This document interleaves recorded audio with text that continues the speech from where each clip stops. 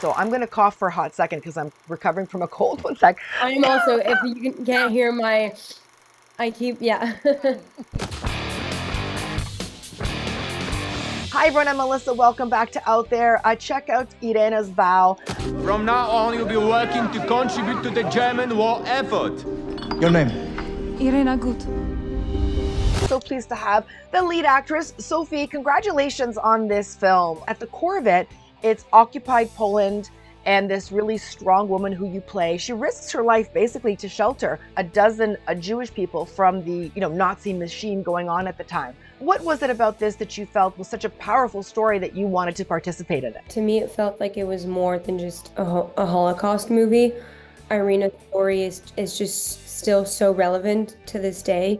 And I think she taught me so many important lessons. I think she's just a great example of the idea of extending a hand to anyone, no matter our differences, and that little tiny actions go a long way. We have no place to go. I saw a place where I can hide you, where no one would ever think of looking for you.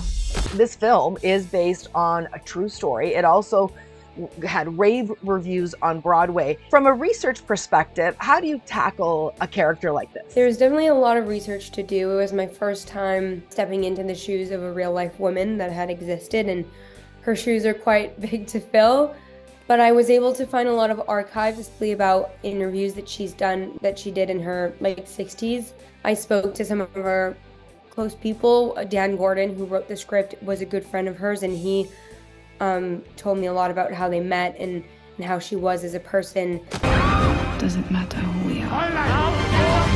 What we do is who we are. Obviously, Irena's like a real risk taker. I mean, her life is on the line here. Are you generally like a risk taker when it comes to your career or your life, or are you just someone who just kind of like lets it unfold? I would say a bit of both. I'm not really scared to step out of my comfort zone. Actually, I do like stepping out of my comfort zone and taking on roles that challenge me. And I also kind of am pretty easygoing and understand that if it's meant to be, it's meant to be. And I kind of let the universe do its thing sometimes. I like that. I made a vow that if I ever could save a life, I would.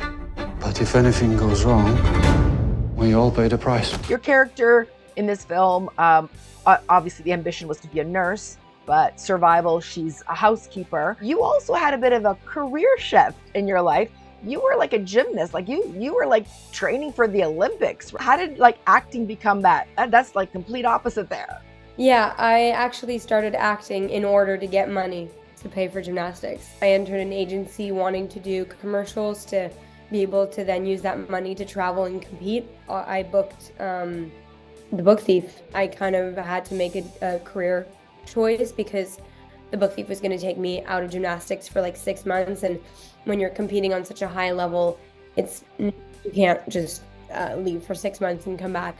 And I kind of weighed the pros and the cons and chose acting. I received a letter that I've been hiding Jews in my house! What would you like audiences to walk away from when they watch this movie? I think as a society, we're so focused on ourselves, and we're so egocentric, and I think we don't often take the time to look around and look at others, and we're so quick to judge our differences. Irena's a good example of it goes beyond that, and instead of judging each other based on our differences, I think we should learn to embrace our differences and to grow from them instead of creating conflict. Well said. I think we should have faith. Because if we don't, something else will die inside of us too. Congratulations on this incredible, moving story. Everyone check it out.